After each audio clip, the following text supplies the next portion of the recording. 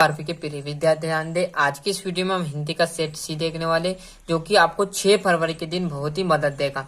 तो यहाँ पर जिस विद्यार्थी को अच्छे से अंक चाहिए, यहाँ पर मैं पूरा यहाँ पर जो प्रश्न है उनके क्वेश्चन आंसर आपको बताने वाले हूँ। सभी का बढ़िया से देखिएगा। सही विकल्प पहला आपका सामने पूरे टिक मार्क लगा दिए, कोई नहीं घबराना।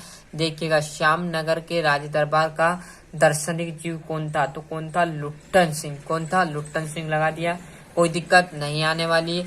आनंद के मराठी अध्यापक का नाम था, तो क्या था आपका नाम? वो सेंदुलकर।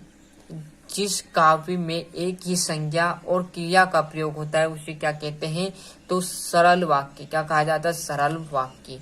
उत्तेजना के मूल कारण को क्या कहते हैं? तो विभव कहा जाता है। क्या कहा जाता है? विभव कहा जाता है।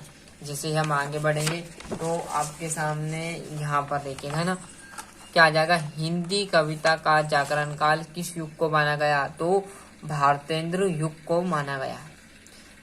कविता फूलों के बहाने हैं तो खिलना चाहती है ना।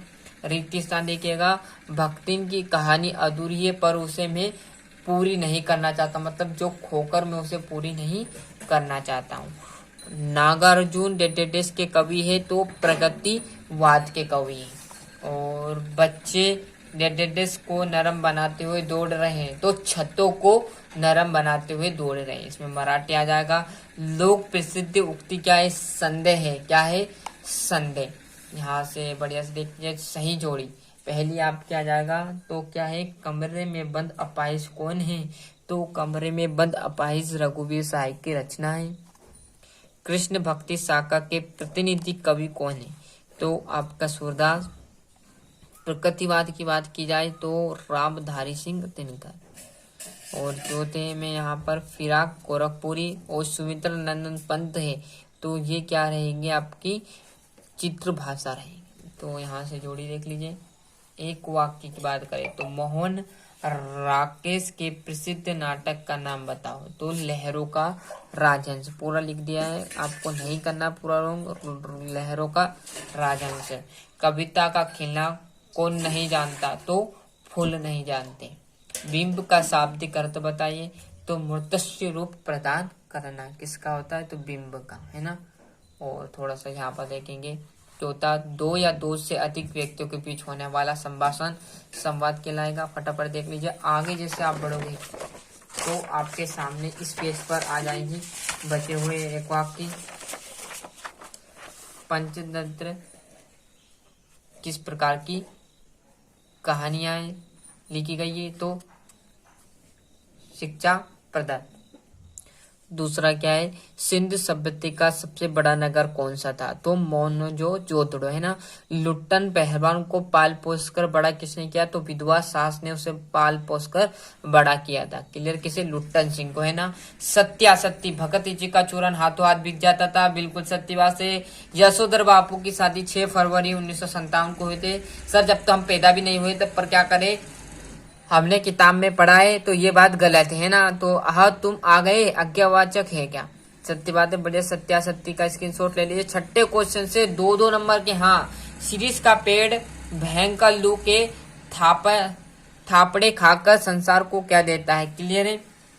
श्रमक विभाजन का अर्थ बताइए। जितना जल्दी हो सके याद करने में जुड़ जाओ, टाइम कम बचा हुआ है। आदर्श समाज किस प्रकार पर आधारित होगा?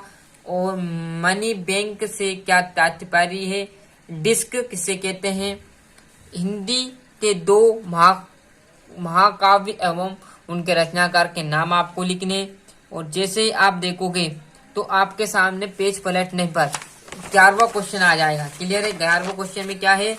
रुपया छंद की परिभाषा लिखिए, उदाहरण सहित आपको बताना है ना। थोड़ा सा जूम कम कर लेते हैं ना, कोई दिक्कत नहीं। और वाक्य परिवर्तन से क्या क्या समझते हैं ना। और ये आपका 13वां क्वेश्चन आ जाएगा यहाँ पर। 14 में क्या है? कविता के संदर्भ में बिना मुरझाए महकाने के माने क्या होते हैं? शायर राखी के लक्षण आ जाएंगे। 16 में आपतित गद्यांश को पढ़कर, ये आपको आपतित गद्यांश, इसी के आंसर आपको नीचे दिए। जैसे ज्ञानी और विद्वान कौन होता है, इसी में से आपको आंसर समझना है ना। आराम से पढ़िएगा, आराम से समझ जाएगा, है ना। फटाफट जितनी जल्दी हो सके आप स्क्रीनशॉट ले लीजिए, है ना। आगे हम देखेंगे तो आपका ये तो आ जाएगा, थोड़ा सा जूम कम कर देते हैं जिससे आपको अच्छे से दिख जाए, है ना। ये इसका तो आ जाएगा। यहाँ पर देखोगे तो शमशेर बहादुर सिंह अथवा तुलसीदास का काव्यगत परिचय आपको लिखना है। 2 रचना लिख दो।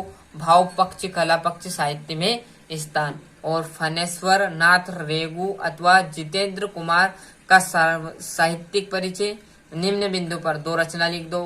भाषा शैली और साहित्य में स्थान। यहाँ से आपके 19वां क्वेश्चन ये देखिए ना, यहाँ पर निम्नलिखित पद्यांश को पढ़कर संदर्भ सहित इसी में से भी वाक्य करनी है आपको। ये 21वां गद्यांश संदर्भ सहित आपको वाक्य करनी। 3-4 नंबर की वो रहेगी पद्यांश में से और 4 नंबर की गद्यांश में से, है ना। तो बड़े सच से मेहनत कीजिएगा, ये है ना। आगे जैसे हम बढ़ेंगे तो आपके सामने बचा हुआ जो 22वां क्वेश्चन है, क्या है, शासकीय चिकित्सा में निर्धन रोगियों की अपेक्षा को लेकर स्वास्थ्य संचालन भोपाल को एक शिकायत पत्र लिखना है। या वाद विवाद प्रतियोगिता में प्रथम स्थान प्राप्त करने पर अपने मित्र को बधाई दे दीजिए, है ना। और ये आपका 23वां क्वेश्चन जिसमें आपका निबंध पूछा जाएगा। भारत की एकता कर दीजिए। अनुशासन का महत्व तो कुछ भी कर सकते हो, जो इस विद्यार्थी ने जो किया वो यहाँ पर इसमें लिख सकता है ना। जैसे हम आगे बढ़ेंगे तो आपके सामने आ जाएगा हिंदी का सेट सी पूरा यहाँ पर मैंने प्रोवाइड करा दिया। साथियों मिलते हैं इसका अगले वीडियो में। अभी तक आपने चैनल को सब्सक्राइब नहीं किया तो फटाफट चैनल सब्सक्राइब कर लीजिए, साथ ही साथ नोटिफिकेशन ऑन करते चलिएगा।